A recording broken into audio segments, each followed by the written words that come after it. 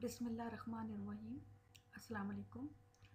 Dear student, आज हम experiment number 3B का सेकंड पार्ट परफॉर्म करेंगे। ठीक है, जो कि करेक्टराइजेशन से ही रिलेटेड है।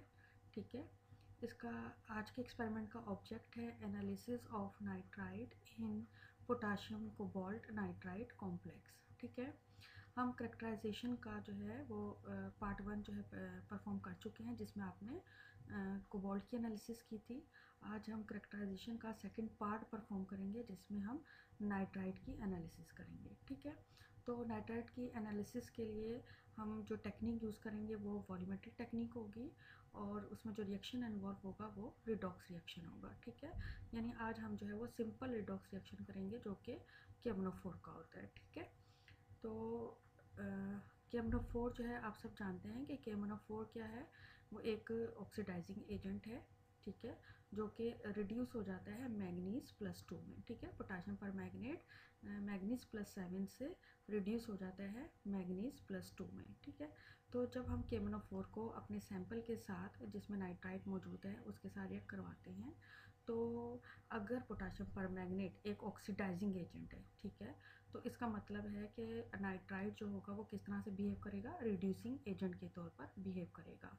और नाइट्राइट जो है वो किस में ऑक्सीडाइज हो जाएगा, नाइट्रेट आयन में। ठीक है, यानी अगर पोटाशियम परमैंगनेट ऑक्सीडाइजिंग एजेंट है, तो यकीनन नाइट्राइट जो है वो किस तरह से बिहेव करेगा, रिड्यूसिंग एजेंट के तौर पर बिहेव करेगा और ऑक्सीडाइज हो जाएगा नाइट्रेट आयन में। ठीक है, तो अगर आपको याद हो तो जब हमने कोबाल्ट की सिंथेसिस की थी, तो उस वक्त मैंने आपको बताया था कि जो आपका लिगेंड है नाइट्राइट, वो उसके दो तरह से वो बिहेव करता है।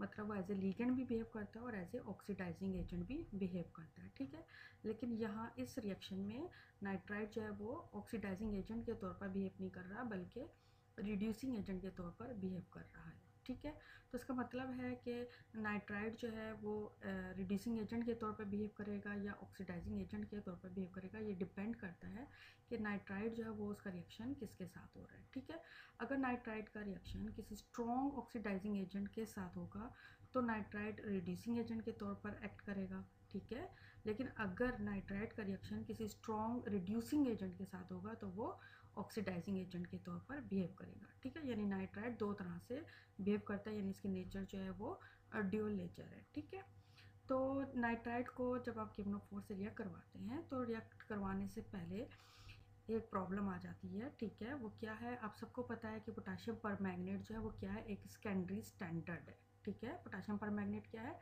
एक सेकेंडरी स्टैंडर्ड है। ठीक है, तो इसका मतलब यह है कि आपको सबसे पहले पोटाशियम परमैंगनेट की स्टैंडर्डाइजेशन करनी पड़ेगी।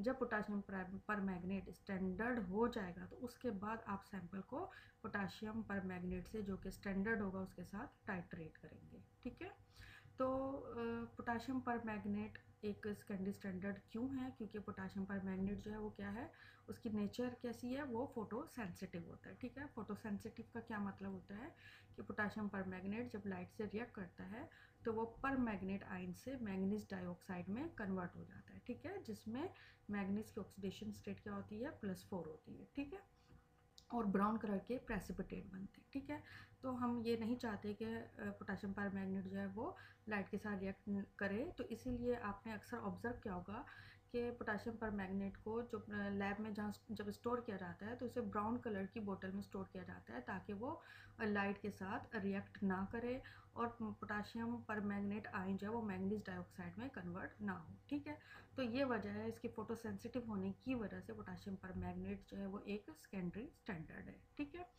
अच्छा जी, अब पोटाशियम परमैंगनेट जो है वो एक सेकेंडरी स्टैंडर्ड है और ऑक्सीडाइजिंग एजेंट है, तो यकीनन इसको स्टैंडर्डाइज करने के लिए आपको किसी ना किसी प्राइमरी स्टैंडर्ड की ज़रूरत होगी, जो कि रिड्यूसिंग एजेंट भी हो। ठीक है, तो सबसे कॉमन जो रिड्यूसिंग एजेंट है जो हम परमैंगनेट की स्टैंडर्डाइजेशन में यूज़ करते हैं, वो है ऑक्सैलिक एसिड। ठीक है, ऑक्सैलिक एसिड जो है वो एक प्राइमरी स्टैंडर्ड है और एक रिड्यूसिंग एजेंट है। ठीक है, तो हम KMnO4 को स्टैंडर्डाइज करने के लिए क्या यूज़ करेंगे, ऑक्सैलिक एसिड यूज़ करेंगे। ठीक है, जो कि एक प्राइमरी स्टैंडर्ड है। ठीक है, तो इसमें स्टैंडर्डाइजेशन में हम क्या करते हैं KK-MnO4 जो कि एक सेकेंडरी स्टैंडर्ड है, आप उसको सबसे पहले ब्यूरेट में फिल कर लेते हैं, ठीक है। और कॉनिकल फ्लास्क में आप क्या करते हैं, आपके पास ऑक्सैलिक एसिड मौजूद होता है जो कि एक प्राइमरी स्टैंडर्ड होता है। आप क्या करते हैं, 10 ml ऑक्सैलिक एसिड जो है वो कॉनिकल फ्लास्क में ट्रांसफ़र कर देते हैं, ठीक है। उसके बाद आप कॉनिकल फ्लास्क में कुछ और रिएजेंट भी डालते हैं जिसमें है सल्फ्यूरिक एसिड। आप उसमें एक्सेस में डाइल्यूटेड सल्फ्यूरिक एसिड डालते हैं। सल्फ्यूरिक एसिड आप क्यों डालते हैं, क्योंकि KMnO4 एसिड की प्रेजेंस में स्ट्रॉन्ग ऑक्सीडाइजिंग एजेंट के तौर पर रिएक्ट करता है और ऑक्सैलिक एसिड के साथ रिएक्ट करता है, ठीक है। इसलिए यहाँ पे हम एसिड डालते हैं, ठीक है, क्योंकि ये रिएक्शन जो होता है क्या होता है, पीएच पे डिपेंड कर रहा होता है, ठीक है, एसिडिक पीएच पे डिपेंड कर रहा होता है, ठीक है। एसिड डालने के बाद इस कॉनिकल फ्लास्क को हम क्या करते हैं, 70 डिग्री सेंटीग्रेड तक जो है वो हीट करते हैं, ठीक है। 70 डिग्री सेंटीग्रेड तक हम क्यों हीट करते हैं, क्योंकि KMnO4 और ऑक्सैलिक एसिड का जो रिएक्शन है वो बहुत स्लो रिएक्शन है, ठीक है। तो इस रिएक्शन को फास्ट करने के लिए और इस रिएक्शन की एक्टिवेशन एनर्जी को कम करने के लिए आप क्या करते हैं, इस कॉनिकल फ्लास्क को, इस रिएक्शन मिक्सचर को 70 डिग्री सेंटीग्रेड तक आप इसको हीट करते हैं। जिसके रिजल्ट में क्या होता है, रिएक्शन की एक्टिवेशन एनर्जी कम हो जाती है और रेट ऑफ रिएक्शन जो होता है वो फास्ट हो जाता है, ठीक है। उसको 70 डिग्री सेंटीग्रेड तक हीट करने के बाद आप क्या करते हैं, कॉनिकल फ्लास्क में मौजूद ऑक्सैलिक एसिड को KMnO4 के साथ रिएक्ट कराते हैं और एंड पॉइंट पे आपके पास क्या आता है, पिंक कलर आ जाता है, ठीक है। अच्छा, यहाँ पर आपने एक बात का ख्याल रखना है कि आपने कॉनिकल फ्लास्क को सिर्फ 70 डिग्री सेंटीग्रेड तक ही हीट करना है, ठीक है, उससे ज़्यादा आपको हीट नहीं करना। क्यों, क्योंकि अगर आप उससे ज़्यादा हीट करेंगे तो ऑक्सीलेट क्या होता है, ऑक्सीलेट डिकम्पोज हो जाता है कार्बन डाइऑक्साइड में, ठीक है। तो हमें ऑक्सीलेट को डिकम्पोज नहीं करना है, वरना आपका रिएक्शन जो है वो नहीं होगा जो आप चाहते हैं। हमें सिर्फ क्या करना है, हमें रिएक्शन की एक्टिवेशन एनर्जी को कम करना है, यानी रेट ऑफ रिएक्शन को फास्ट करना है, ठीक है। तो आपको सिर्फ 70 डिग्री सेंटीग्रेड तक हीट करना है, यानी जब कॉनिकल फ्लास्क की वॉल्स पर फ्यूम्स आ जाएं, ठीक है, आपको सिर्फ उतना आपको हीट करना है, आपको उसको बॉयल नहीं करना, ठीक है, सिर्फ आपको हीट करना है, वार्म करना है, ठीक है। जब वो 70 डिग्री सेंटीग्रेड तक हीट हो जाए तो फिर आपने क्या करना है, कॉनिकल फ्लास्क में मौजूद ऑक्सैलिक एसिड के सोल्यूशन को आपने KMnO4 से टाइट्रेट कर देना है। उसके बाद जो है आपके पास एंड पॉइंट पे पिंक कलर आ जाएगा, तो आप रीडिंग नोट कर लेंगे, ठीक है। यहाँ तक आपका जो है स्टैंडर्डाइजेशन जो है वो कंप्लीट हो जाएगी जी। अब आपके पास क्या है कि पोटाशियम परमैंगनेट जो वो स्टैंडर्ड हो गया, ठीक है। अब आपने क्या करना है कि सैंपल को स्टैंडर्ड पोटाशियम परमैंगनेट से टाइट्रेट करना है, ठीक है। तो इसका प्रोसीजर भी बिल्कुल सेम है, ठीक है। बस यहाँ पे थोड़ी सी प्रॉब्लम है, जैसे कि मैंने आपको कोबाल्ट के जब आपने कोबाल्ट का कॉम्प्लेक्स जो है वो सिंथेसाइज किया था और उसके बाद आपने जब कोबाल्ट की एनालिसिस की थी तो मैंने आपको बताया था कि नाइट्राइट जो कि लिगेंड है उसकी नेचर ऐसी है कि वो एसिड सेंसिटिव भी है और हीट सेंसिटिव भी है, ठीक है। और आपने देखा है कि यह जो अभी आपने टाइट्रेशन की है उसमें हम एसिड भी डाल रहे हैं और उसको हीट भी कर रहे हैं, ठीक है। तो अगर हम एसिड भी डालेंगे और हीट भी डालेंगे तो नाइट्राइट जो है वो क्या करेगा, एसिड सेंसिटिव भी है और हीट सेंसिटिव भी है। तो क्या होगा, वो एसिड से रिएक्ट करेगा और जो है वो किस में डिकम्पोज हो जाएगा, नाइट्रस एसिड में डिकम्पोज हो जाएगा। और अगर आप हीट करेंगे तो वो नाइट्रोजन के अदर ऑक्साइड में डिकम्पोज हो जाएगा, ठीक है। तो इस प्रॉब्लम से बचने के लिए हम क्या करते हैं, हम इस प्रोसीजर में थोड़ी सी चेंजेस कर देते हैं। हम क्या करेंगे कि आपने KMnO4 की जब स्टैंडर्डाइजेशन की थी तो ब्यूरिन में KMnO4 था और कॉनिकल फ्लास्क में ऑक्सैलिक एसिड था, ठीक है। जब आप नाइट्राइट की एनालिसिस करेंगे तो यहाँ पे आप इस सोल्यूशन को जो है वो रिवर्स कर देंगे, यानी आप ब्यूरिट में क्या लेंगे, सोडियम नाइट्राइट यानी सैंपल सोल्यूशन लेंगे और कॉनिकल फ्लास्क में आप पोटाशियम परमैंगनेट का सोल्यूशन लेंगे, ठीक है। बाकी प्रोसीजर आपका बिल्कुल सेम होगा, सारी कंडीशंस आपकी बिल्कुल सेम होंगी, तमाम वो चीज़ें जो आपने पोटाशियम परमैंगनेट की स्टैंडर्डाइजेशन में कॉनिकल फ्लास्क में डाली थी बिल्कुल इसी तरह आप नाइट्राइट की एस्टिमेशन में भी डालेंगे, ठीक है। यानी आप क्या करेंगे, कॉनिकल फ्लास्क में आप 10 ml पोटाशियम परमैंगनेट लेंगे, उसमें आप जो है वो एक्सिस में सल्फ्यूरिक एसिड डालेंगे, उसके बाद इस फ्लास्क को आप 70 डिग्री सेंटीग्रेड तक हीट करेंगे, ठीक है। हीट करने के बाद ब्यूरिट में मौजूद नाइट्रेट जो नाइट्राइट का सैंपल है उसके साथ आप टाइट्रेट करना शुरू कर देंगे। एंड पॉइंट पे आपके पास कलर क्या आएगा, कलरलेस हो जाएगा, ठीक है, क्योंकि आपकी कॉनिकल फ्लास्क में KMnO4 मौजूद है जो कि पर्पल कलर का होगा। जब वो नाइट्राइट के साथ रिएक्ट करेगा तो एंड पॉइंट पे आपके पास क्या हो जाएगा, मैग्नीज +2 बनेगा जो कि कलरलेस होता है, तो आपका एंड पॉइंट जो होगा क्या होगा, कलरलेस होगा, ठीक है। तो इस तरह से हम नाइट्राइट का जो प्रॉब्लम है, जो वो एसिड और हीट सेंसिटिव है, उस पर काफ़ी हद तक काबू पा सकते हैं, क्योंकि यहाँ पर आप एक एक ड्रॉप डाल दोगे, ठीक है। आप ब्यूरेट से एक ड्रॉप डालेंगे केमनोफोर में, ठीक, केमनोफोर के सोल्यूशन में, ठीक है। तो जैसे ही आप ब्यूरेट से नाइट्राइट का एक ड्रॉप कॉनिकल फ्लास्क में डालेंगे, वो फ़ौरन केमनोफोर से रिएक्ट कर लेगा, उसको एसिड के साथ या हीट के साथ रिएक्ट करने का टाइम नहीं मिलेगा। तो इस तरह से नाइट्राइट जो वो डिकम्पोज नहीं होगा और आपका रिजल्ट जो वो एक्यूरेट आ जाएगा, ठीक है। तो इस टाइट्रेशन को करते हुए इन तमाम बातों का ख्याल रखा जाता है, ठीक है। ये सब जो थी वो थी थ्योरी जिसका ताल्लुक था एनालिसिस ऑफ नाइट्राइट से। जी, अब हम इस एक्सपेरिमेंट में इन्वॉल्व इक्वेशंस को डिटेल में देख लेते हैं, ठीक है। इस पूरे एक्सपेरिमेंट में दो इक्वेशंस इन्वॉल्व हैं। एक स्टैंडर्डाइजेशन की इक्वेशन है जो कि इक्वेशन नंबर 1 है, और दूसरी जो है वो नाइट्राइट की एनालिसिस की इक्वेशन है जो कि आपकी इक्वेशन नंबर 2 है, ठीक है। तो फर्स्ट इक्वेशन को आप देख लीजिए। फर्स्ट इक्वेशन में क्या है कि जब आप पोटेशियम परमैंगनेट को स्टैंडर्डाइज करते हैं तो किससे स्टैंडर्डाइज करते हैं? ऑक्सैलिक एसिड से, ठीक है। तो फर्स्ट इक्वेशन में पोटेशियम परमैंगनेट जो है वो क्या होता है, आपका ऑक्सीडाइजिंग एजेंट है, वो रिड्यूस हो जाता है मैग्नीज में, मैग्नीज +2 में, और ऑक्सैलिक एसिड जो कि रिड्यूसिंग एजेंट है वो ऑक्सीडाइज हो जाता है कार्बन डाइऑक्साइड में, ठीक है। इसी तरह आप सेकंड इक्वेशन देखिए एस्टिमेशन ऑफ सैंपल की। उसमें क्या है, पोटेशियम परमैंगनेट ऑक्सीडाइजिंग एजेंट है जो कि रिड्यूस हो जाएगा मैग्नीज +2 में, और आपका सैंपल यानी नाइट्राइट जो है वो रिड्यूसिंग एजेंट है जो कि ऑक्सीडाइज हो जाएगा नाइट्रेट में, ठीक है। तो ये दोनों इक्वेशन जो हैं आपके पूरे एक्सपेरिमेंट में इन्वॉल्व है, यानी दो ही टाइट्रेशन है आपके पूरे एक्सपेरिमेंट में, ठीक है। इन इक्वेशंस में आपको कुछ क्वेश्चन मार्क्स नज़र आ रहे हैं, ठीक है। यहाँ पे इन इक्वेशंस को, इन क्वेश्चन मार्क्स को आप खुद फिल करेंगे, यानी इन इक्वेशंस को आप खुद बैलेंस करेंगे, ठीक है। तो लैब रिपोर्ट में आपने सिर्फ ये दो इक्वेशंस नहीं लिखनी है, ये दोनों नेट इक्वेशंस हैं, ठीक है। आपने इन दोनों की हाफ सेल इक्वेशंस भी लिखनी है, ठीक है। यानी स्टैंडर्डाइजेशन की आप 3 इक्वेशन लिखेंगे, एक ऑक्सीडेशन की, एक रिडक्शन की, और उसके बाद नेट इक्वेशन लिखेंगे। बिल्कुल इसी तरह आप सैंपल की जो एस्टिमेशन है यानी नाइट्राइट की एस्टिमेशन की भी 3 इक्वेशन लिखेंगे, ऑक्सीडेशन की अलग लिखेंगे, रिडक्शन की अलग लिखेंगे, और उसके बाद ये नेट इक्वेशन लिखेंगे जो कि बिल्कुल कंप्लीट बैलेंस होनी चाहिए, ठीक है। अच्छा जी, अब ये इक्वेशन कंप्लीट हो गई, बैलेंस होगी। अब हम मोल रेशियो देख लेते हैं, ठीक है। तो आप देख लीजिए स्टैंडर्डाइजेशन, जब आप पोटेशियम परमैंगनेट की स्टैंडर्डाइजेशन कर रहे हैं तो वहाँ पे ऑक्सीलेट और KMnO4 के दरमियान 5:2 का रेशियो है, ठीक है। इसी तरह जब आप नाइट्राइट की एस्टिमेशन कर रहे हैं तो नाइट्राइट और परमैंगनेट के दरमियान जो मोल रेशियो है वो 5:2 का है, ठीक है। इन मोल रेशियो को आपने याद रखना है क्योंकि इन रेशियोज को आगे हम कैलकुलेशंस में यूज़ करेंगे, ठीक है। अब हम प्रोसीजर को डिटेल में देख लेते हैं, ठीक है। प्रोसीजर में आपको दो टाइट्रेशंस करनी है, एक आपको स्टैंडर्डाइजेशन ऑफ KMnO4 की टाइट्रेशन करनी है और एक आपको एस्टिमेशन ऑफ नाइट्राइट की करनी है, यानी एस्टिमेशन ऑफ सैंपल की टाइट्रेशन करनी है, ठीक है। तो सबसे पहले हम KMnO4 को स्टैंडर्डाइज करेंगे, क्योंकि जब KMnO4 स्टैंडर्ड हो जाएगा तो फिर उस स्टैंडर्ड KMnO4 को आप नाइट्राइट के साथ रिएक्ट करवाएंगे, ठीक है।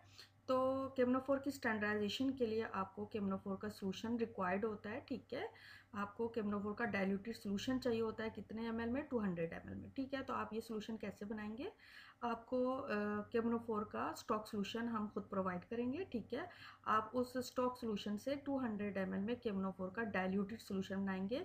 कितना डाइल्यूट करेंगे? उसको 10 टाइम्स डाइल्यूट करेंगे, ठीक है। कितने में डाइल्यूट करना है? 200 ml में, ठीक है। तो आपको अगर 200 ml में डाइल्यूट करना है, यानी आपको 10 टाइम्स उसकी डाइल्यूशन करनी है 200 ml के अंदर, तो आप क्या करेंगे, KMnO4 का स्टॉक सोल्यूशन जो हम आपको प्रोवाइड करेंगे उसमें से आप अप्रॉक्सीमेट जो है मेजरिंग सिलेंडर की मदद से 20 ml KMnO4 का सोल्यूशन लेंगे और उसे 200 ml के बीकर में ट्रांसफ़र कर देंगे, ठीक है। उसके बाद आप उसको डिस्टिल वाटर की मदद से अप टू मार्क जो है वो फिल कर देंगे, ठीक है। इस तरह आपके पास जो है 200 ml के अंदर KMnO4 का डाइल्यूटेड सोल्यूशन बन जाएगा, ठीक है। जब आपका सोल्यूशन आप उसको वाटर से मेकअप कर दें तो उसके बाद आप उसको रॉड की मदद से अच्छे से स्टीयरिंग करेंगे ताकि आपका सोल्यूशन जो है वो होमोजीनियस हो जाए, ठीक है। इस बात का आपने बहुत ख्याल रखना है कि जब भी हम कोई सोल्यूशन बनाते हैं तो उसको होमोजीनियस होना बहुत ज़रूरी है ताकि मोल्स जो है वो पूरे सोल्यूशन के अंदर जो है वो इक्वली डिस्ट्रीब्यूट हो, ठीक है। अगर आप स्टीयरिंग नहीं सही करते तो क्या होता है, आपकी रीडिंग जो है वो कंकॉर्डेंट रीडिंग नहीं आती, ठीक है। तो जब 200 ml तक आप वाटर से इसको फिल कर लेंगे तो उसके बाद आप इसकी अच्छे से स्टीयरिंग करेंगे, ठीक है। यहाँ पर आपके पास KMnO4 का सोल्यूशन जो है वो प्रिपेयर्ड हो गया। अब आप इस सोल्यूशन को क्या करेंगे, ब्यूरेट के अंदर फिल कर देंगे, ठीक है। ब्यूरेट में फिल करने के बाद आप इसकी इनिशियल रीडिंग जो है वो नोट कर लेंगे। ठीक है, अब KMnO4 का सोल्यूशन बन गया और आपने उसको क्या किया, ब्यूरेट में फिल कर दिया, इसकी इनिशियल रीडिंग आपने नोट कर ली। ठीक है, अब आपको क्या चाहिए, आपको प्राइमरी स्टैंडर्ड चाहिए जो क्या होगा, ऑक्सैलिक एसिड होगा। ठीक है, इस टाइट्रेशन के लिए आपको कितना मोलर ऑक्सैलिक एसिड चाहिए, आपको 0.005 मोलर ऑक्सैलिक एसिड का सोल्यूशन चाहिए। ठीक है, तो इसको आप कैसे बनाएंगे, आपने जब आयरन में का एक्सपेरिमेंट किया था उसमें आपने क्या किया था, ऑक्सलेट की एस्टिमेशन की थी और उसके लिए आपने ऑक्सैलिक एसिड का प्राइमरी स्टैंडर्ड सोल्यूशन बनाया था जो आपके पास रखा हुआ होगा। ठीक है, वो आपका स्टॉक सोल्यूशन हो जाएगा जिसकी मोलैरिटी है 0.05 मोलर। ठीक है, अब आप इसकी 10 टाइम्स डाइल्यूशन करेंगे, कितने वॉल्यूम के अंदर, 100 ml की वॉल्यूमेट्रिक फ्लास्क के अंदर। ठीक है, तो क्योंकि ये एक प्राइमरी स्टैंडर्ड है, आपको एक्यूरेट बनाना है, तो आप क्या करेंगे, जो आपका पिछले एक्सपेरिमेंट का स्टॉक सोल्यूशन मौजूद है ऑक्सैलिक एसिड का, उसमें से आप 10.0 ml ऑक्सैलिक एसिड लेंगे। किस तरह लेंगे, पाइपेट के थ्रू। ठीक है, आप 10.0 ml ऑक्सैलिक एसिड का सोल्यूशन पाइपेट के जरिए लेंगे और उसको 100 ml की वॉल्यूमेट्रिक फ्लास्क में ट्रांसफ़र कर देंगे। ठीक है, उसके बाद इस फ्लास्क को आप डिस्टिल वाटर की मदद से मार्क तक फिल कर देंगे। ठीक है, इस तरह आपके पास जो है वो ऑक्सैलिक एसिड का 0.005 मोलर सोल्यूशन प्रिपेयर्ड हो जाएगा। ठीक है, ये आपके पास कौन सा सोल्यूशन है, प्राइमरी स्टैंडर्ड बन गया। ठीक है, अब ऑक्सैलिक एसिड आपने कहाँ पे लेना है, कॉनिकल फ्लास्क में। आप क्या करेंगे, पाइपेट की मदद से 10.0 ml ऑक्सैलिक एसिड का सोल्यूशन जो है वो कॉनिकल फ्लास्क में ट्रांसफ़र करेंगे। ठीक है, उसके बाद आप उसमें approximate 10 ml diluted sulphuric acid डालेंगे जो कि आप मेजरिंग सिलेंडर की मदद से डालेंगे। ठीक है, क्योंकि आपको अप्रोक्सीमेट लेना है तो आप सेकेंडरी अपरेटस यूज़ करेंगे यानी मेजरिंग सिलेंडर यूज़ करेंगे। ठीक है, उसके बाद आप इस फ्लास्क को तकरीबन 70 डिग्री सेंटीग्रेड तक हीट करेंगे और हीट करने के बाद इस हॉट सोल्यूशन को आप KMnO4 के साथ टाइट्रेट कर देंगे उस वक्त तक जब तक कि आपका एंड पॉइंट नहीं आ जाएगा। ठीक है, एंड पॉइंट पे आपकी सोल्यूशन का कलर जो है वो क्या होगा, पिंक कलर का होगा। ठीक है, जब आपका एंड पॉइंट आएगा तो आप फाइनल रीडिंग नोट कर लेंगे और उसका डिफरेंस कैलकुलेट कर लेंगे। ठीक है, इस पूरे प्रोसीजर को आप उस वक्त तक रिपीट करेंगे जब तक कि आपके पास कंकॉर्डेंट ब्यूरेट रीडिंग नहीं आ जाएगी। ठीक है, जब आपके पास कंकॉर्डेंट ब्यूरेट रीडिंग आ जाएगी तो स्टैंडर्डाइजेशन आपकी कंप्लीट हो जाएगी। ठीक है, ये मैं आपको पहले भी बता चुकी हूँ कि कंकॉर्डेंट ब्यूरेट रीडिंग का मतलब क्या होता है कि दो सेम रीडिंग, जब तक आपके पास दो सेम रीडिंग नहीं आ जाएंगी आप इस पूरे प्रोसीजर को रिपीट करेंगे जब तक कि आपके पास दो सेम रीडिंग नहीं आ जाएंगी। ठीक है, जब आपके पास दो सेम रीडिंग आ जाएंगी तो आपकी स्टैंडर्डाइजेशन कंप्लीट हो जाएगी। ठीक है, अच्छा जी, अब आपकी स्टैंडर्डाइजेशन कंप्लीट आ गई, अब हम मूव कर रहे हैं एस्टिमेशन की तरफ। किसकी एस्टिमेशन, नाइट्राइट की एस्टिमेशन की तरफ। ठीक है, नाइट्राइट का सैंपल जो है वो हम एक्सपेरिमेंट नंबर 3B के पार्ट 1 में हम प्रिपेयर कर चुके थे। आपको याद होगा आपने कॉम्प्लेक्स लिया था, उस कॉम्प्लेक्स की हाइड्रोलिसिस की थी, वहाँ पे आपके पास कोबाल्ट जो था वो कोबाल्ट ऑक्साइड की फॉर्म में प्रेसिपिटेट आउट हो गया था और आपके फिल्ट्रेट में नाइट्राइट जो था वो सोल्युबल फॉर्म में मौजूद था जिसे आपने 250 ml की वॉल्यूमेट्रिक फ्लास्क में ट्रांसफ़र करके मेकअप कर लिया था। ठीक है, ये सैम्पल सोल्यूशन आप पिछले एक्सपेरिमेंट में बना चुके हैं। ठीक है, अब आपको क्या करना है, आप इस सैम्पल सोल्यूशन को क्या करेंगे, ब्यूरेट में फिल कर देंगे और इसका वॉल्यूम जो है, जो इनिशियल वॉल्यूम है वो आप नोट कर लेंगे। ठीक है, अब ब्यूरेट में क्या है, यहाँ पर यानी नाइट्राइट के एस्टिमेशन में ब्यूरेट में आपके पास क्या मौजूद है, सैम्पल सोल्यूशन मौजूद है। ठीक है, अब कॉनिकल फ्लास्क में आप क्या करेंगे, ठीक है, आप कॉनिकल फ्लास्क में जो है 10 ml जो है वो पोटाशियम परमैंगनेट डालेंगे। आप चाहे वो ब्यूरेट से डालें या पाइपेट से डालें, क्योंकि स्टैंडर्डाइजेशन में आपका पोटाशियम परमैंगनेट ब्यूरेट में मौजूद था तो आप ब्यूरेट से भी 10 ml ले सकते हैं और अगर आप चाहें तो आप पाइपेट से भी 10.0 ml लेंगे। आपको एक्यूरेट 10.0 ml लेना है क्योंकि अब वो स्टैंडर्ड हो चुका है। ठीक है, तो आप सबसे पहले क्या करेंगे, कॉनिकल फ्लास्क के अंदर 10.0 ml पोटाशियम परमैंगनेट डालेंगे। उसके बाद उसके अंदर approximate 10 ml diluted sulphuric acid डालेंगे with the help of measuring cylinder.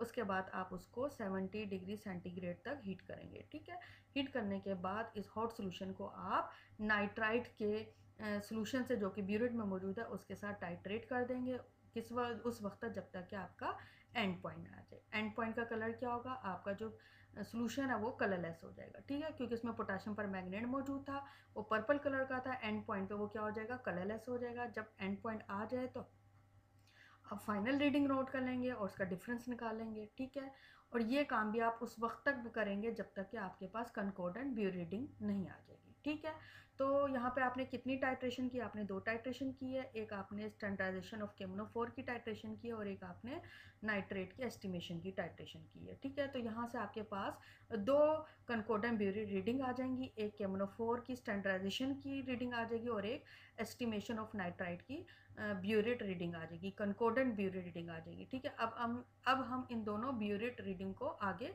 Calculation में यूज़ करेंगे।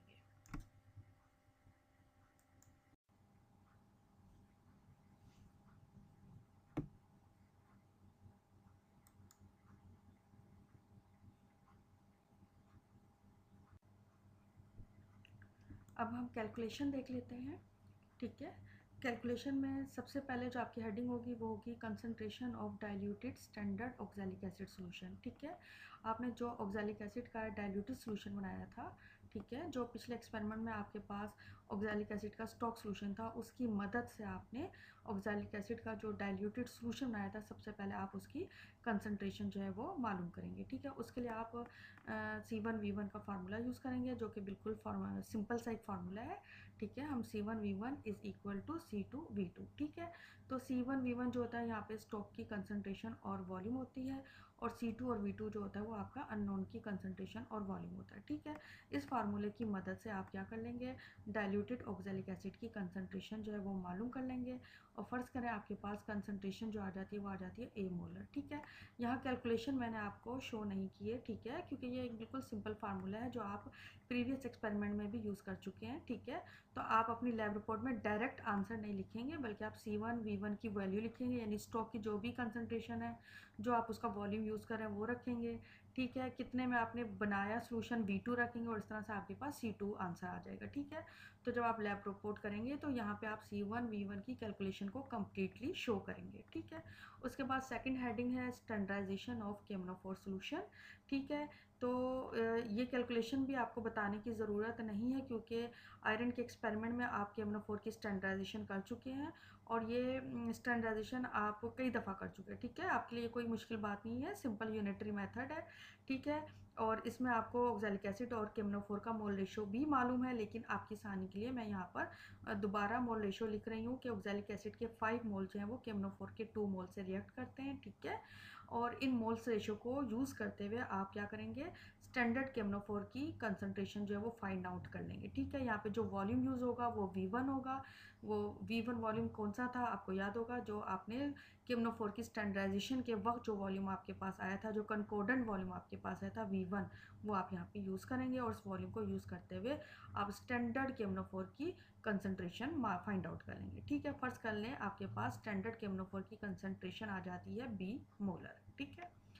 अच्छा जी, अब नेक्स्ट हेडिंग आप देख लीजिए, थर्ड हेडिंग है आपके पास mole of nitrite in 250 ml solution, ठीक है।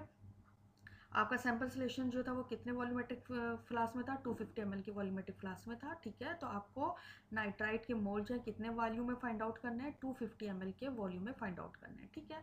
तो जब भी किसी अननोन के मोल्स फाइंड आउट किए जाते हैं तो उसका सबसे पहले स्टेप क्या होता है, सबसे पहले हम स्टैंडर्ड्स के मोल्स को देखते हैं, ठीक है। आपके पास स्टैंडर्ड अब क्या है, पोटाशियम पर मैग्नेट, ठीक है। तो 1000 ml standard chemonophore solution contain B moles of chemonophore, ठीक है। आपके पास ऊपर क्या आया था कंसंट्रेशन B मोलर, ठीक है ना। तो आपके 1000 ml में कितने मोल्स हैं, B मोल्स हैं, ठीक है। तो अब आपकी जो टाइट्रेशन में आपने केमोनोफोर का जो वॉल्यूम यूज़ किया उसमें कितने मोल्स हैं, ठीक है। यहाँ पर आपने 10 ml कितने केमोनोफोर कितना लिया था, बस यहाँ पे आपको थोड़ा सा ख्याल ये रखना है कि आपने केमोनोफोर नाइट्राइट की एस्टिमेशन में जो था वो ब्यूरेट में नहीं लिया था, बल्कि कॉनिकल फ्लास्क में लिया था, ठीक है। तो टाइट्रेशन में केमोनोफोर का आपने कितना वॉल्यूम यूज़ किया था, 10.0 ml, ठीक है। तो 1000 ml में अगर B मोल्स हैं तो 10.0 ml में कितने मोल्स होंगे वो आप यहाँ से कैलकुलेट कर लेंगे, और आपके पास आ जाएंगे C मोल्स ऑफ केमोनोफोर, ठीक है। अब आपके पास केमोनोफोर के मोल्स आ गए, केमोनोफोर की मदद से आप क्या करेंगे, नाइट्राइट के मोल्स फाइंड आउट कर लेंगे, ठीक है। आपको पता है कि केमोनोफोर के 2 मोल जो है वो नाइट्राइट के 5 मोल से रिएक्ट करते हैं, ठीक है। ये मोल रेशो आपके पास कहाँ से आया था, इक्वेशन से, ठीक है। आपने इक्वेशन में देखा था कि पर मैग्नेट के 2 मोल जो है वो नाइट्राइट के 5 मोल से रिएक्ट करते हैं, ठीक है। अगर पर मैग्नेट के 2 मोल्स नाइट्राइट के 5 मोल से रिएक्ट करते हैं तो C मोल्स कितने से रिएक्ट करेंगे, इस तरह से यहाँ से आपके पास आ जाएंगे D moles of of nitrite, ठीक है। ये डी मोल्स आपके किस वॉल्यूम में आ रहे हैं, वो वॉल्यूम जो कि आपकी ब्यूरी रीडिंग आई थी, जो आपकी कंकॉर्डेंट ब्यूरी रीडिंग थी, उसमें कितने मोल्स आ गए, डी मोल्स आ गए, ठीक है। उसको हमने किससे रिप्रेजेंट किया था, V2 से, ठीक है। तो V2 ml sample solution contain D moles of nitrite, और आपको कितने में फाइंड आउट करना है, 250 ml की वॉल्यूमेट्रिक फ्लास्क में, ठीक है। आपका सैंपल सोल्यूशन कितने वॉल्यूम में बना हुआ था, 250 ml में, ठीक है। तो अगर V2 में यानी ब्यूरिट की जो आपकी कंकॉर्डेंट रीडिंग थी उसमें अगर डी मोल्स हैं तो 250 ml में कितने मोल्स होंगे, यहाँ से आपके पास आ जाएंगे number of moles of nitrite in 250 ml sample solution, that is E moles, ठीक है। यहाँ से आपके पास आ गए moles of nitrite in 250 ml की वॉल्यूमेट्रिक फ्लास्क में, ठीक है। अब नेक्स्ट हेडिंग की तरफ मूव करते हैं। नेक्स्ट हेडिंग है आपकी amount of nitrite in complex, ठीक है। जो आपने कॉम्प्लेक्स डाइजेस्ट किया था, हाइड्रोलाइज किया था, या जो कॉम्प्लेक्स आपने 250 ml की वॉल्यूमेट्रिक फ्लास्क में बनाया था, अब आप मेरे को उस वॉल्यूम के अंदर जो है नाइट्राइट की अमाउंट कैलकुलेट करनी है, ठीक है। अमाउंट का फार्मूला आपको पता है, ठीक है। Amount is equal to mole of nitrite multiply by molecular weight of nitrite, ठीक है। इसमें क्या करेंगे, मोल्स आप नाइट्राइट के निकाल चुके हैं, उन मोल्स को आप नाइट्राइट के मॉलिक्यूलर वेट से मल्टीप्लाई कर देंगे, और इस तरह से आपके पास आ जाएगी अमाउंट ऑफ नाइट्राइट इन ग्राम, ठीक है, इन 250 ml वॉल्यूमेट्रिक फ्लास्क, ठीक है। उसके बाद आपकी नेक्स्ट हेडिंग है percentage of nitrite in complex, ठीक है। परसेंटेज का फार्मूला भी आप जानते हैं, पहले यूज़ कर चुके हैं। Percentage is equal to amount of nitrite, जो कि आप ऊपर कैलकुलेट कर चुके हैं, divided by weight of complex, जो कि आपने जब कॉम्प्लेक्स को डाइजेस्ट करने के लिए जो वेट आपने खुद लिया था वो वेट आपका यहाँ पर आ जाएगा, मल्टीप्लाई बाय 100, ठीक है। इस तरह से यहाँ से आपके पास आ जाएगी percentage of nitrite in complex, ठीक है। यहाँ आ जाएगी परसेंटेज, ठीक है। अब यहाँ तक हमने क्या क्या चीज़ें फाइंड आउट कर ली, mole of nitrite in 250 ml, amount of nitrite in complex, percentage of nitrite in complex, ठीक है। तो यहाँ तक जो है वो नाइट्राइट की एनालिसिस कंप्लीट हो गई है, ठीक है। अब हम इस एक्सपेरिमेंट के नेक्स्ट पार्ट की तरफ मूव करते हैं, that is characterization of the complex, ठीक है। करेक्टराइजेशन के लिए हमें क्या करना होता है, हमें मोल रेशियो मालूम करना होता है, किसके दरमियान, मेटल के दरमियान और लिगेंड के दरमियान, ठीक है। हमें मेटल और लिगेंड के दरमियान मोल रेशियो का मालूम होना ज़रूरी होता है, ठीक है।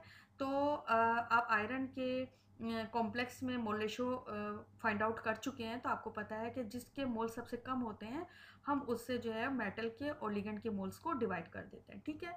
तो जब आप मोल्स ऑफ मेटल को डिवाइड करेंगे मोल्स ऑफ मेटल से, तो दोनों कैंसिल हो जाएंगे क्योंकि ये दोनों सेम होंगे, और यहाँ पे आपके पास आंसर आ जाएगा 1, ठीक है। उसके बाद जब आप लिगेंड के मोल्स को मेटल के मोल से जब डिवाइड करेंगे, तो क्योंकि मेटल से मोल जो कि डिनोमिनेटर में जो वैल्यू है वो छोटी वैल्यू है, तो या तो लिगेंड और मेटल दोनों के मोल सेम होंगे तो आपका आंसर 1 आ जाएगा, और अगर दोनों के मोल सेम नहीं होंगे तो क्योंकि डिनोमिनेटर में वैल्यू छोटी है तो आपके पास आंसर जो है या तो 2 आएगा या 3 आएगा या 4 आएगा, ठीक है, ठीक है। अच्छा जी, अब आपके पास क्या आ गए, मोल्स आ गए, आपने यानी यानी आपने मेटल और लिगेंड के दरमियान मोल रेशियो फाइंड आउट कर लिया, ठीक है।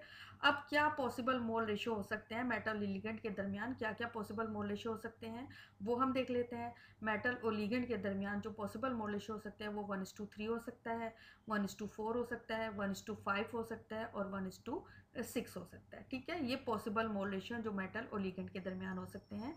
यानी 1 मोल जो है वो किसका होगा, आपके पास मेटल होगा, यानी 1 mole of cobalt react with 3 moles of nitrite, 1 mole of cobalt और 4 moles of nitrite, 1 moles of cobalt and 5 moles of nitrite and 1 mole of cobalt and 6 moles of nitrite, ठीक है। अब अगर आपके पास ये मोल रेशियो होंगे तो complex का फार्मूला क्या होगा हम वो देख लेते हैं जी। अगर हमारे पास मोल रेशियो लिगेंड और मेटल के दरमियान मोल रेशियो 1:3 का है, ठीक है। 1:3 का मतलब ये है कि आपके पास मेटल की फॉर करेक्टराइजेशन कॉम्प्लेक्स की करेक्टराइजेशन के लिए आपको मेटल और लिगेंड का मोल रेशियो मालूम करना होता है, ठीक है। यानी आपको ये मालूम करना होता है कि मेटल और लिगेंड के दरमियान क्या मोल रेशियो, ठीक है। तो इसके लिए आपको मेटल्स के मोल्स भी रिक्वायर्ड होते हैं और लिगेंड के मोल्स रिक्वायर्ड होते हैं, ठीक है।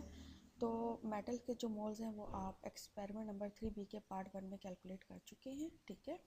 और नाइट्राइट के मोल्स आपने आज कैलकुलेट किए, ठीक है। तो मेटल और लिगेंड के दरमियान मोल रेशियो मालूम करने का ये फार्मूला होता है जो आप पहले भी देख चुके हैं। आयरन के कॉम्प्लेक्स में ये फार्मूला आप पहले भी यूज़ कर चुके हैं, ठीक है। इस फार्मूले में हम क्या करते हैं कि जिसके मोल्स यानी मेटल और लिगेंड में से जिसके मोल्स कम होते हैं, हम उससे जो है दोनों के मोल्स को डिवाइड कर देते हैं, ठीक है। तो अगर हम मेटल के मोल से डिवाइड करेंगे तो यहाँ पर आपका आंसर आ जाएगा 1, ठीक है, क्योंकि दोनों मोल्स सेम होंगे, दोनों ही मेटल्स के मोल्स हैं। Moles of cobalt +3 divided by moles of cobalt +3, तो दोनों सेम मोल्स हैं, तो एक दूसरे से कैंसिल आउट हो जाएंगे और आपके पास आंसर 1 आ जाएगा, ठीक है। अब यहाँ देख लीजिए, जब आप लिगेंड के मोल्स को मेटल के मोल से डिवाइड करते हैं, और जैसे कि मैंने आपको बताया कि जिसकी वैल्यू सबसे कम होती है वो डिनोमिनेटर में होता है, ठीक है। तो यहाँ पे क्या होता है कि अगर लिगेंड के और मेटल के दोनों के मोल्स सेम होंगे तो आपका आंसर 1 आ जाएगा, ठीक है। लेकिन अगर दोनों के मोल्स सेम नहीं होंगे, तो क्योंकि डिनोमिनेटर की वैल्यू जो है वो आपकी छोटी है, तो आपका आंसर या तो 2 आएगा, या 3 आएगा, या 4 आएगा, या 5 आएगा, ठीक है। तो यहाँ से इस फार्मूले की मदद से आपको मेटल और लिगेंड के दरमियान मोल रेशियो पता चल जाता है, ठीक है। अब मेटल कोबाल्ट +3 और लिगेंड नाइट्राइड के दरमियान क्या पॉसिबल मोल रेशियोज हो सकते हैं वो हम देख लेते हैं, ठीक है। मेटल और लिगेंड के दरमियान पॉसिबल मोल रेशियो या तो 1:3 होगा, या 1:4 होगा, या 1:5 होगा, या 1:6 होगा, ठीक है। अब 1:3 का क्या मतलब है? 1:3 का मतलब यह है कि इसमें एक कोबाल्ट है और 3 नाइट्राइट है, ठीक है, यानी एक मेटल है और 3 नाइट्राइट लिगेंड है, ठीक है। आप जानते हैं कि हम जो कॉम्प्लेक्स सिंथेसाइज कर रहे हैं वो क्या है, उसकी ज्योमेट्री क्या है, ऑक्टाहेड्रल, ठीक है, जिसमें कितने लिगेंड होते हैं, 6 लिगेंड होते हैं, ठीक है। तो अगर कोबाल्ट की 3 साइड्स को नाइट्राइट फिल कर रहा है, तो इसका मतलब है इसकी रिमेनिंग 3 साइड जो है उसको कौन ऑक्यूपाई करेगा, यकीनन वाटर मॉलिक्यूल, ठीक है। तो इसका मतलब यह है कि 1:3 का मतलब ये है कि इसमें एक मेटल है, एक कोबाल्ट है, 3 नाइट्राइट है, रिमेनिंग 3 साइड्स जो है वो कौन ऑक्यूपाई करेगा, वाटर मॉलिक्यूल्स ऑक्यूपाई करेंगे, ठीक है। अब हम इस कॉम्प्लेक्स का चार्ज देख लेते हैं, ठीक है। कोबाल्ट के ऊपर चार्ज क्या है, +3 है, और नाइट्राइट जो है वो एक मोनोडेंटेट नेगेटिव लिगेंड है, ठीक है। तो एक नाइट्राइट के ऊपर चार्ज क्या होता है, -1। आपके पास कितने नाइट्राइट हैं, 3 नाइट्राइट्स हैं, तो 3 के ऊपर क्या चार्ज होगा, -3, ठीक है। कोबाल्ट पे क्या है, +3 और नाइट्राइट पे है -3, ठीक है। +3 और -3 कैंसिल आउट हो जाएंगे, तो आपके कोऑर्डिनेशन स्फीयर पे चार्ज क्या होगा, 0, ठीक है, यानी आपकी जो कोऑर्डिनेशन स्फीयर बनेगी उसकी वो आपकी न्यूट्रल कोऑर्डिनेशन स्फीयर होगी, ठीक है। अच्छा, अब हम देख लेते हैं 1:2 के मोल रेशो को, ठीक है, 1:4 मोल रेशो को, ठीक है। 1:4 मोल रेशो का क्या मतलब है कि इसमें एक कोबाल्ट है और 4 नाइट्राइट है, ठीक है। तो रिमेनिंग कितने वाटर होंगे, 2 वाटर होंगे, ठीक है। क्या है आपका कॉम्प्लेक्स, ऑक्टाहेड्रल कॉम्प्लेक्स है। कितने लिगेंड होने चाहिए, टोटल 6 लिगेंड होने चाहिए, ठीक है। अगर 4 नाइट्राइट हैं तो रिमेनिंग 2 कौन से लिगेंड होंगे, वाटर होंगे, ठीक है। अब हम इसका चार्ज देख लेते हैं। कोबाल्ट के ऊपर +3 चार्ज है और नाइट्राइट के ऊपर क्या है, -4, ठीक है। +3 और -4, तो रिमेनिंग चार्ज क्या आ जाएगा, -1, ठीक है। अब इस -1 को बैलेंस करने के लिए आपको किस टाइप का काउंटर आयन चाहिए होगा, यकीनन आपको एक पॉजिटिव काउंटर आयन चाहिए होगा, ठीक है। तो हमने जो सिंथेसिस में पॉजिटिव काउंटर आयन यूज़ किया था वो क्या था, पोटाशियम, ठीक है। यहाँ पे चार्ज किया -1, तो आपको कितने पोटाशियम चाहिए होंगे, 1 पोटाशियम चाहिए होगा, ठीक है। अब हम अगले मोल रेशियो को देख लेते हैं, 1:5 को देख लेते हैं, ठीक है। 1:5 का क्या मतलब है, 1:5 का मतलब है एक कोबाल्ट है और 5 नाइट्राइट है, ठीक है।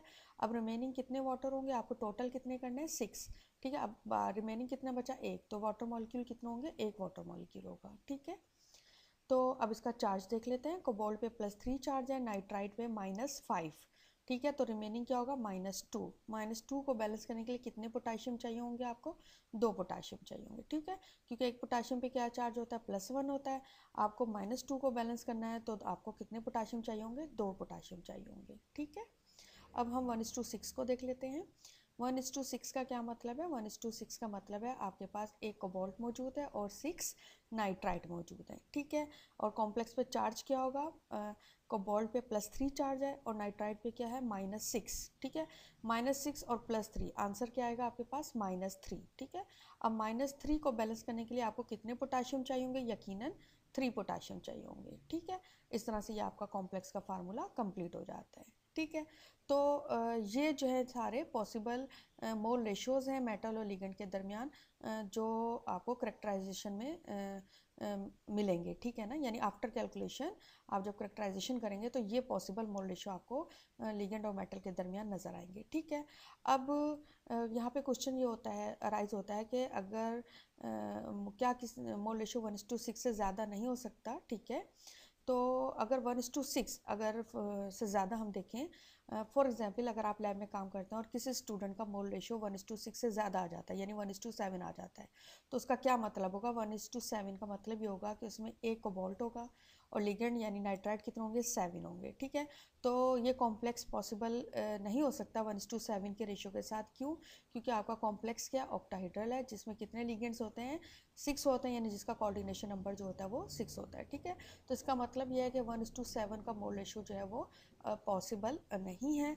अगर लैब में किसी भी स्टूडेंट का मोल रेशियो मेटल और लिगेंड के दरमियान मोल रेशियो 1:7 आता है, तो आप उसको 1:6 ही एज्यूम करेंगे और यही वाला कॉम्प्लेक्स का फार्मूला लिखेंगे, ठीक है। अच्छा जी, अब हम ये देख लेते हैं कि मोल रेशियो जो है वो 1:3 से कम क्यों नहीं हो सकता, ठीक है। यानी पॉसिबल मोल रेशियो जो है वो 1:3 से 1:6 तक ही क्यों मुमकिन है। 1:7 से ज़्यादा क्यों नहीं हो सकता, वो मैंने आपको बता दिया। अब 1:3 से कम क्यों नहीं हो सकता, ठीक है। फ़र्ज़ करें आपके पास रेशो जो है वो आ जाता है 1:2 का, ठीक है। फ़र्ज़ करें कोई भी स्टूडेंट है, उसका आंसर आ जाता है कि उसके पास मेटल जो है वो 1 है और लिगेंड 2 हैं, ठीक है। 1:2 के रेशो में क्या होगा कि आपके पास 1 मेटल होगा और 2 आपके पास नाइट्राइट होंगे, ठीक है। अब रिमेनिंग जो पोजीशंस है उसको कितने वाटर चाहिए होंगे, 4 वाटर मॉलिक्यूल्स होंगे, ठीक है। अब इस कॉम्प्लेक्स हम चार्ज देख लेते हैं, ठीक है। कोबाल्ट पे +3 चार्ज है और नाइट्राइट पे क्या है -2, ठीक है। +3 एंड -2, तो रिमेनिंग चार्ज क्या आ जाएगा, +1, ठीक है। अब +1 चार्ज को बैलेंस करने के लिए आपको किस टाइप के काउंटर आयन की ज़रूरत होगी, आपको जो है वो एक नेगेटिव काउंटर आयन की ज़रूरत होगी, ठीक है। तो अगर आपको याद हो तो जब हमने कोबाल्ट का कॉम्प्लेक्स सिंथेसाइज किया था, तो अगर आपको याद हो तो हमने जब इसमें पोटाशियम काउंटराइन प्रोवाइड किया था, तो उसी वक्त आपके पास बीकर में येलो कलर के प्रेसिपिटेट बने थे, ठीक है। यानी इस कॉम्प्लेक्स को प्रेसिपिटेट आउट करने के लिए, इस कॉम्प्लेक्स को बनाने के लिए हमें पॉजिटिव काउंटराइन ही चाहिए, यानी पोटाशियम की ही चाहिए। पोटाशियम अगर नहीं होगा तो ये वाला कॉम्प्लेक्स जो है वो हमारा नहीं बनता, ठीक है। तो इसका मतलब यह है कि हमें किसी नेगेटिव काउंटर आयन की ज़रूरत, ये कॉम्प्लेक्स बनाने के लिए हमें नेगेटिव काउंटर आयन यूज़ नहीं कर सकते, इसलिए ये वाला कॉम्प्लेक्स जो है वो पॉसिबल नहीं है, ठीक है। इसका मतलब है कि 1:3 के जो रेशो हैं 1:2 और 1:1 वो पॉसिबल रेशो नहीं है, ठीक है। तो यहाँ तक बात कंप्लीट होगी, आपको पता चल गया कि मेटल और लिगेंड के दरमियान पॉसिबल रेशो क्या क्या हो सकते हैं। 1:3 हो सकता है, 1:4 हो सकता है, 1:5 हो सकता है, 1:6 हो सकता है, ठीक है। जब आप लैब में आएंगे और कैलकुलेशन करेंगे तो जिसका जो भी मोल रेशो आएगा वो वही मोल रेशो लिखिएगा और उसी हिसाब से आप अपने कॉम्प्लेक्स का फार्मूला लिख देंगे, ठीक है। अच्छा जी, यहाँ तक जो है वो हमारा कॉम्प्लेक्स करेक्टराइज हो गया है, यानी इसमें हमने पोटाशियम, मेटल यानी कोबाल्ट और नाइट्राइट, ठीक है। यहाँ तक हमने पोटाशियम को, मेटल को और लिगेंड को करेक्टराइज कर लिया, ठीक है। यानी यहाँ तक कि कोऑर्डिनेशन स्फीयर आपकी का फार्मूला जो वो आप करेक्टराइज कर चुके हैं, ठीक है। अब क्या रह गया, वाटर ऑफ क्रिस्टलाइजेशन, ठीक है। अब आपको क्या मालूम करना है, वाटर ऑफ क्रिस्टलाइजेशन को कैलकुलेट करना है, यानी एन कैलकुलेट करना है, ठीक है। अब हम आगे जो कैलकुलेशन करेंगे वो एन की कैलकुलेशन के लिए करेंगे कि अगर आपके कॉम्प्लेक्स में कोई वाटर ऑफ मौजूद है, यानी कोई वाटर ऑफ क्रिस्टलाइजेशन मौजूद है, तो उसमें एन की क्या वैल्यू होगी, ठीक है।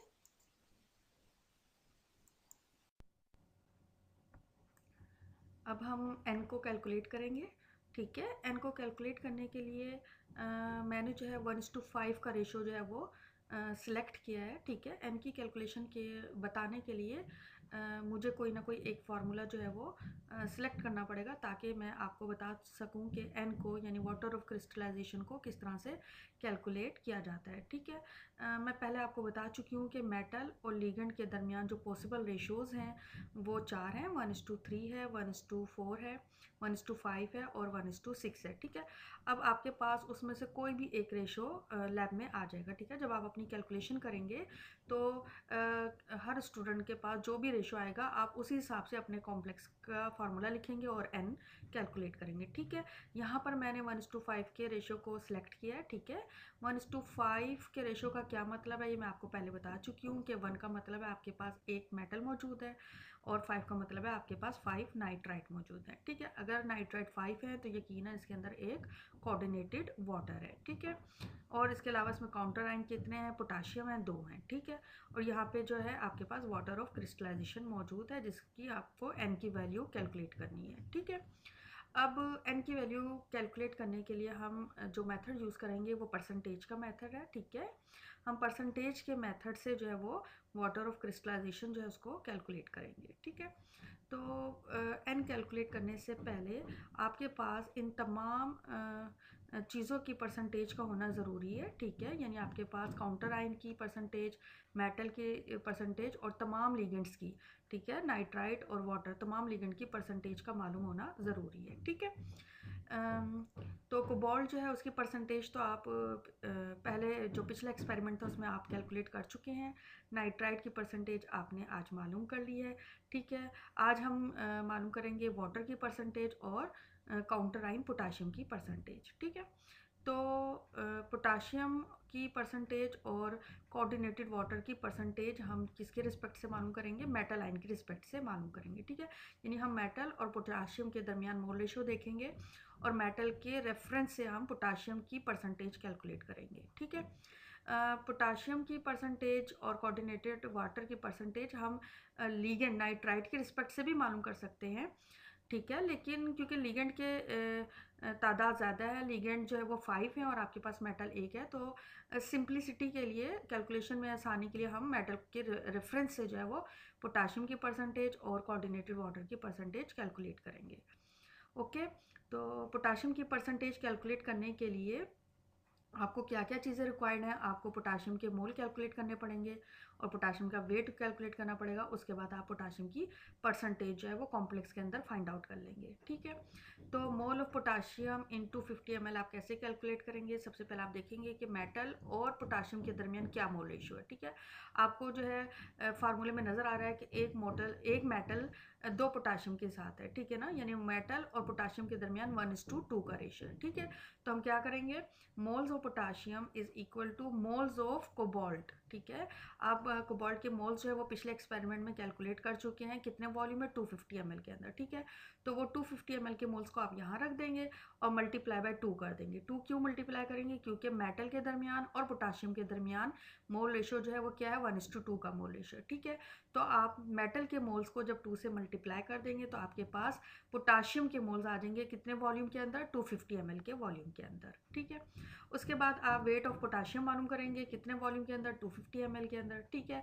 मोल्स आपके पास आ चुके हैं ऊपर वाले स्टेप में, तो आपको पता है वेट कैसे मालूम करते हैं। वेट में आप क्या करते हैं, मोल्स ऑफ पोटाशियम जो कि आप ऊपर वाले स्टेप में कैलकुलेट कर चुके हैं उन्हें आप मल्टीप्लाई कर देंगे एटॉमिक वेट ऑफ पोटाशियम से, ठीक है। इस तरह से आपके पास आ जाएंगे gram of potassium in 250 ml, ठीक है। उसके बाद आप क्या करेंगे, परसेंटेज ऑफ पोटाशियम कैलकुलेट करेंगे, ठीक है। परसेंटेज का फार्मूला आप जानते हैं, percentage is equal to amount of potassium जो आप ऊपर वाले स्टेप में कैलकुलेट कर चुके हैं, वो अमाउंट आप यहाँ रख देंगे। वेट ऑफ कॉम्प्लेक्स वो वेट है जो आपने कॉम्प्लेक्स की को जब हाइड्रोलाइज किया था, उसकी डाइजेशन की थी उस वक्त लिया था, वो वेट आप यहाँ रख देंगे मल्टीप्लाई बाय 100 और इस तरह से आप पोटाशियम की परसेंटेज कैलकुलेट कर लेंगे इन कॉम्प्लेक्स, ठीक है। अच्छा, यहाँ पर आपको एक बात का ख्याल रखना है कि अगर आपके पास कोई ऐसा कॉम्प्लेक्स है, यानी आप जब अपनी कैलकुलेशन करेंगे और आपके जब कॉम्प्लेक्स को करेक्टराइज करेंगे तो अगर करेक्टराइजेशन में आपके पास 1:3 का रेशो आ जाएगा, ठीक है। अगर आपके पास 1:3 का रेशो आता है तो उसमें बाहर कोई काउंटर आयन मौजूद नहीं होगा, ठीक है। अगर उसमें बाहर कोई काउंटर आयन मौजूद नहीं होगा तो आपको पोटाशियम की परसेंटेज कैलकुलेट नहीं करनी होगी, ठीक है। यानी आप जो भी कैलकुलेशन करेंगे वो अपने फार्मूले को देखते हुए करेंगे। आपके फार्मूले में जो जो चीज़ें मौजूद होंगी आपको उन सब की परसेंटेज कैलकुलेट करनी होगी और जो चीज़ें मौजूद नहीं हैं उनकी परसेंटेज कैलकुलेट नहीं करनी है, ठीक है। अच्छा जी, अब हम आ जाते हैं, अब हम मूव करते हैं कोऑर्डिनेटेड वाटर की तरफ, ठीक है। अब बिल्कुल इसी तरह जैसे हमने पोटेशियम की परसेंटेज कैलकुलेट की है, बिल्कुल इसी तरह अब हम कोऑर्डिनेटेड वाटर की परसेंटेज कैलकुलेट करेंगे विद रेफरेंस टू मेटल, ठीक है। अब आप देख लीजिए फार्मूले में मेटल और कोऑर्डिनेटेड वाटर के दरमियान क्या मोल रेशियो नज़र आ रहा है आपको, 1:1 का नज़र आ रहा है। इसका मतलब है जो आपके पास मेटल्स के मोल्स होंगे, कोबाल्ट के मोल्स होंगे, वहीं आपके पास कोऑर्डिनेटेड वाटर के मोल्स होंगे, ठीक है। तो moles of coordinated water in 250 ml is equal two moles of metal in 250 ml multiply by 1। आपके पास यहाँ से क्या आ जाएंगे, moles of coordinated water in 250 ml, ठीक है। अब मोल्स आ गए, मोल्स के बाद आपने क्या करना है, वेट कैलकुलेट करना है कोऑर्डिनेटेड वाटर का, ठीक है। तो वेट आप कैसे करेंगे, weight of coordinated water is equal to जो आपके पास ऊपर स्टेप में मोल्स आ जाएंगे कोऑर्डिनेटेड वाटर के, उन मोल्स को आप क्या करेंगे, मॉलिक्यूलर वेट ऑफ वाटर से मल्टीप्लाई कर देंगे, ठीक है। तो जब आप उससे मल्टीप्लाई कर देंगे तो आपके पास आ जाएंगे gram of coordinated water in 250 ml, ठीक है। उसके बाद परसेंटेज कैलकुलेट कर लेंगे। परसेंटेज में आप क्या करेंगे, जो आपने यहाँ से ग्राम कैलकुलेट किया ऊपर वाले स्टेप में, उस अमाउंट को आप मल्टीप्लाई कर देंगे, सॉरी डिवाइड कर देंगे वेट ऑफ कॉम्प्लेक्स से और मल्टीप्लाई कर देंगे 100 से। यहाँ से आपके पास आ जाएगी परसेंटेज ऑफ कोऑर्डिनेटेड वाटर, ठीक है। तो कोऑर्डिनेटेड वाटर के केस में भी आपने इस बात का ख्याल रखना है कि अगर आपके कॉम्प्लेक्स में कोऑर्डिनेटेड वाटर मौजूद है तो आपको ये तमाम कैलकुलेशन करनी होगी, और अगर कॉम्प्लेक्स में कोऑर्डिनेटेड वाटर मौजूद नहीं है तो आपको कोऑर्डिनेटेड वाटर की परसेंटेज कैलकुलेट नहीं करनी होगी, ठीक है। जैसे कि अगर फॉर एग्जांपल किसी के पास मोल रेशो आ जाता है 1:6 का, ठीक है। अगर किसी के पास 1:6 का मोल रेशो होगा तो उसके अंदर 6 के 6 क्या होंगे, नाइट्राइट होंगे, उसमें कोई कोऑर्डिनेटेड वाटर मौजूद नहीं होगा, ठीक है। तो अगर आपके पास कॉम्प्लेक्स की कोऑर्डिनेशन स्फीयर के अंदर अगर कोई कोऑर्डिनेटेड वाटर मौजूद नहीं होगा तो आपको कोऑर्डिनेटेड वाटर की परसेंटेज भी कैलकुलेट नहीं करनी होगी, ठीक है।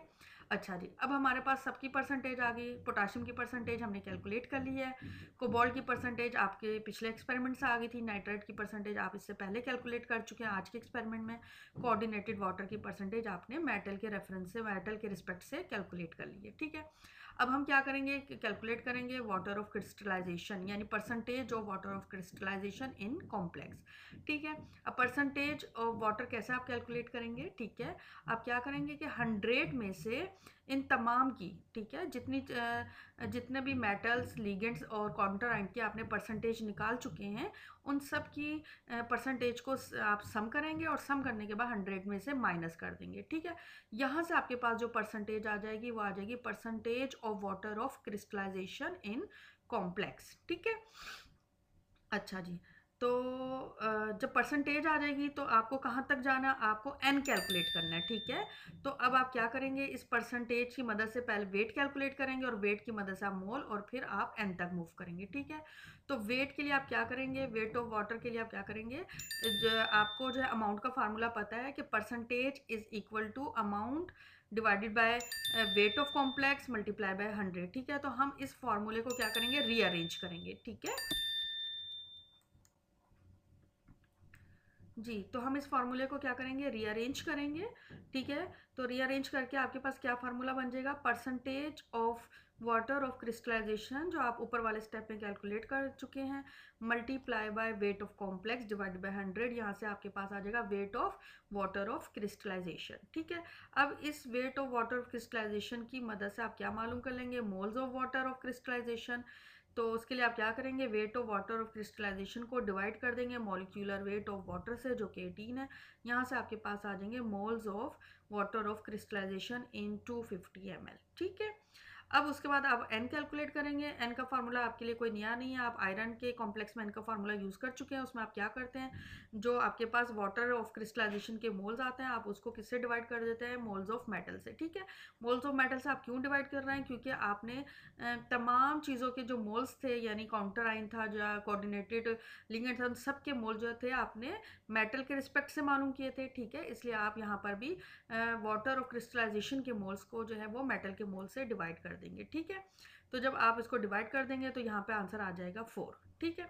तो 4 जो है वो क्या है, n की वैल्यू है, ठीक है। यानी यहाँ से आप n की वैल्यू आपके पास आ जाएगी, ठीक है। अच्छा, आपको यहाँ पर एक बात का ख्याल रखना है, अगर किसी स्टूडेंट के पास इन तमाम चीज़ों की परसेंटेज का सम अगर जो है अगर आप 100 में से माइनस करते हैं इन तमाम चीज़ों की परसेंटेज का सम और आपकी वैल्यू जो है वो माइनस में आ जाती है, ठीक है।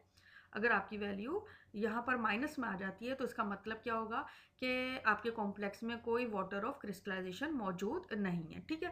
तो फिर आपको यहाँ से लेकर यहाँ तक का स्टेप नहीं करना, ठीक है। यानी आपको फिर weight of water of crystallisation, mole of water of crystallisation and N यानी number of water of crystallisation आपको कैलकुलेट नहीं करने, यहाँ से यहाँ तक का स्टेप नहीं करना। किस वक्त नहीं करना? अगर आपके पास percentage of water of crystallisation negative आ जाती है, माइनस में आ जाती है, ठीक है।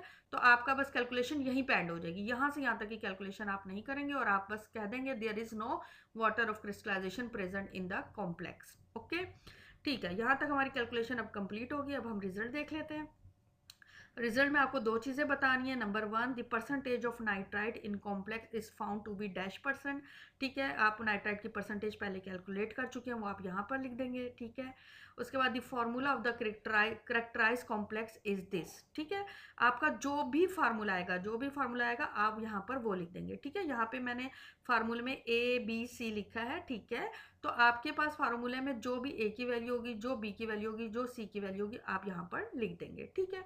और अगर किसी के पास वाटर ऑफ क्रिस्टलाइजेशन की वैल्यू माइनस आएगी तो वो यहाँ पर वाटर ऑफ क्रिस्टलाइजेशन को नहीं लिखेगा, यानी कोऑर्डिनेशन स्फीयर के बाहर लेफ्ट हैंड साइड पर आप वाटर ऑफ क्रिस्टलाइजेशन को नहीं लिखेंगे अगर आपके पास वाटर ऑफ क्रिस्टलाइजेशन की वैल्यू माइनस में आती है, नेगेटिव में आती है। इसका मतलब है इस कॉम्प्लेक्स में कोई वाटर ऑफ क्रिस्टलाइजेशन मौजूद नहीं है, ठीक है। यहाँ पर आपका कॉम्प्लेक्स क्या हो गया? करेक्टराइज्ड हो जाएगा और आपका जो भी फार्मूला आपका आएगा, आपने मेरा फार्मूला नहीं लिखना है, आप जो कैलकुलेशन करेंगे, आपकी कैलकुलेशन से जो मोल रेशो आएगा मेटल टू लिगेंड, आप वही कॉम्प्लेक्स का यहाँ फार्मूला लिखेंगे। आप अपनी फाइल में या अपनी लैब रिपोर्ट में ABC मत लिखिएगा। जो आपका कैलकुलेशन के बाद, जो आप करेक्टराइजेशन के बाद जो कॉम्प्लेक्स का फार्मूला आएगा, आप वहाँ यहाँ पर वही फार्मूला जो है वो रिपोर्ट करेंगे, ठीक है। ओके।